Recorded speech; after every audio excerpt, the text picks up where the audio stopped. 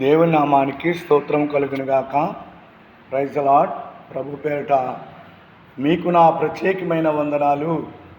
ప్రజలారా, జాగ్రత్తగా ఉండండి. భయంకరమైన రోజుల్లో ఉన్నాము. కాలం కూడా అపాయకరంగా ఉంది. అలాగని అర్థం చేసుకోండి. 1 తెస్సలోనికి రాసిన పత్రిక 5వ అధ్యాయం 15వ వచనం. 5:15లో దినములు చెడ్డవి గనక మీరు సమయమును పోనేక సద్వినియోగం చేసుకోండి, అజ్ఞానంగా ఉండవద్దని దేవుని వాక్యము సెలవిస్తుంది. అర్థమవుతుందా?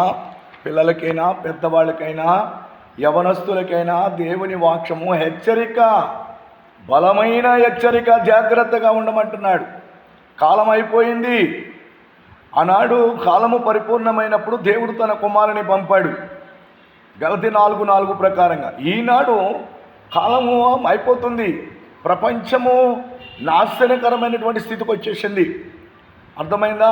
యుగ సమాప్తముకు ముందు జరగబోయే సూచనలు, అంచె దినములు, ఇంకా రోజులు సంవత్సరాలు బాగుంటాయి అనుకుంటున్నారేమో. కాదు, భయంకరమైన అపాయకరమైన కాలంలో ఉన్నాం. తిమోతి 3లో ఉంది కదా, అంచె దినములు, ఆఖరి గడియలు, అంచె దినములలో అపాయకరమైన కాలము వచ్చేసింది. అపాయకరమైన కాలం వచ్చేసింది. ఏ న్యూస్ చూడండి, ఎక్కడ ఏ వార్త చూడండి, కొట్టుకోవటము, చంపుకోవటము, మానభంగాలు, స్త్రీలకి భద్రత లేదు, స్త్రీ జాతికి భద్రత లేదు, యవనస్తులకు కన్యకలకు భద్రత లేదు.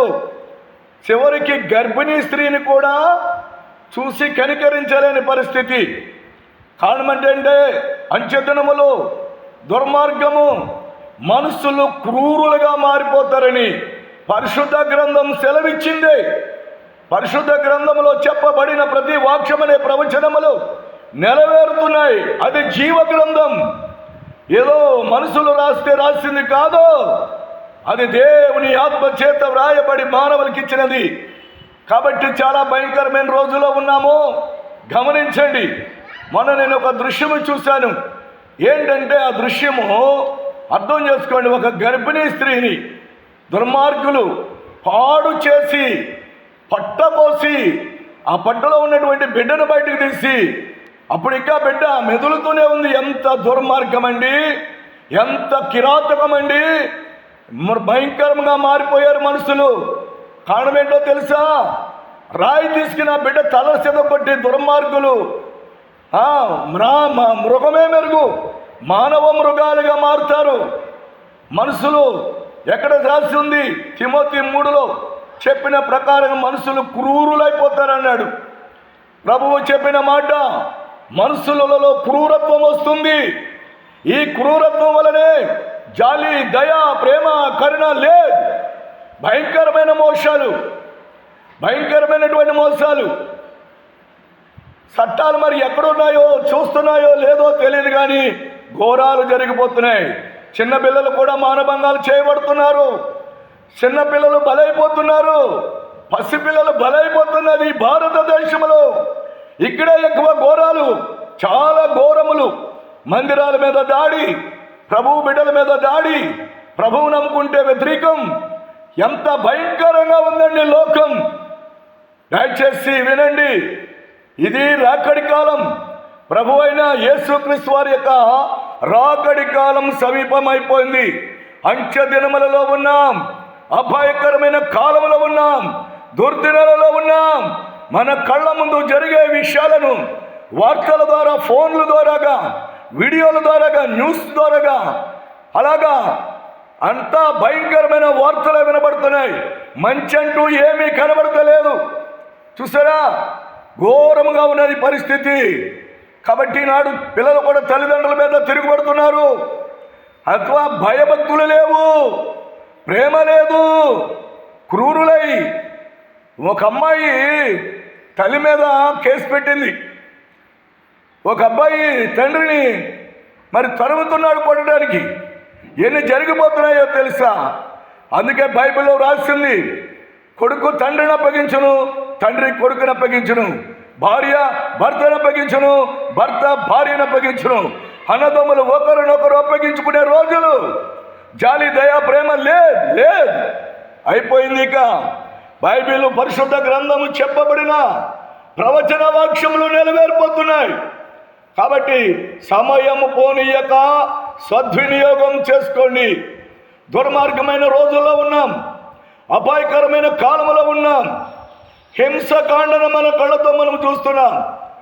ఘోరమైన రోజులు, ప్రమాదకరమైన రోజులు. ఇక రేపేం జరుగుతుందో తెలియని పరిస్థితి. ఏ రోజు, ఏ గడియ, ఏ నిమిషంలో ఏం జరుగుతుందో అన్న భయం అయినటువంటి రోజుల్లో మనం ఉన్నాం. నెమ్మది లేని రోజుల్లో ఉన్నాం, సమాధానం లేని రోజుల్లో ఉన్నాం. ఎక్కడికి వెళ్ళినా భయాందోళన, మనుషులు కొట్టుకు చంపుతుంటే తింటున్నారు, ఏకన రక్తం కూడా తాగుతున్నారు. ఇవి తిమోతి 3లో వ్రాయబడినవి, తెస్సలోనిక 5:15లో వ్రాయబడిన మాటలు వర్జినట్టుగా జరిగిపోతున్నాయి. దేవునికి భయపడండి. దేవుడు అంటూ ఉన్నాడు, ఒక దేవుడు ఉన్నాడు, ఒక్కడే సృష్టికర్త, ఒక్కడే దేవుడు. ఆయన మానవులను పరిశీలన చేసి తేరి చూస్తున్నాడు. మనుషుల ప్రవర్తన అంతా కూడా మూట కట్టి ఉంచాడు. మనిషి దేవుడి చేతిలో నుండి ఎంత వీరుడైనా, గొప్పవాడైనా, ధనవంతుడైనా, అధికారైనా ఏ ఒక్కడు కూడా తప్పించుకోలేడు. దేవుని చేతిలో నుండి ఎవడు తప్పించుకోలేడు. శిక్ష దండన ఉన్నదే. దుర్మార్గమైన జీవితానికి శిక్షను అనుభవిస్తారు. మోసకరమైన పరిస్థితులకు శిక్ష విధిస్తాడు. ఘోరమైనటువంటి హింస కాండన చూసారండి. ఈ దినములు రాకడి కాలము, మంచి దినములు, అపాయకరమైన కాలం. లోకాంతం అవ్వబోయే రోజుల దగ్గరికి వచ్చేసాయి. సూర్యునిలో మార్పు, చంద్రుడిలో మార్పు, భూమిలో మార్పు, మనుషుల్లో మార్పు, జంతువుల్లో మార్పు. ఇప్పుడు కుక్క కరాకళ్ళద్దు. ఇంతకుముందు కుక్క కరిసినంత ప్రమాదం ఉండేది కాదు. కుక్క యొక్క లాలాజలంలో వైరస్ ఉంటుంది, కానీ గోరులో కూడా వచ్చేసింది. కుక్క గోరిచిలా గీరితే ప్రమాదం జరుగుతుంది. జంతువులన్నిటిలో కూడా వైరస్ ఉంటుంది. ఎక్కడ చూసినా మనము తినే భోజనములో, బ్రతకడానికి తింటున్న భోజనములో విషభరితమైపోయింది. ఏ ఫ్రూట్స్ చూడు, ఏది చూడు కలుషితం, భయంకరమైన కలుషితముగా ఉన్నది. కాబట్టి జాగ్రత్తగా ఉండి దేవునికి లోబడి, ఇది రాకడి కాలం అని తెలుసుకుని లోబడండి, భయపడండి, ప్రార్థన చేయండి. ఎవరు వారే దేవునికి మొర్ర పెట్టుకొని దేవునికి లోబడి ఉంటే ఆ భయంకరమైన శిక్ష దొండ నుండి మనము తప్పింపబడతాము. దేవునికి స్తోత్రం కలుగును గాక. ప్రజలారా దేవునికి భయపడండి. ఆమేన్.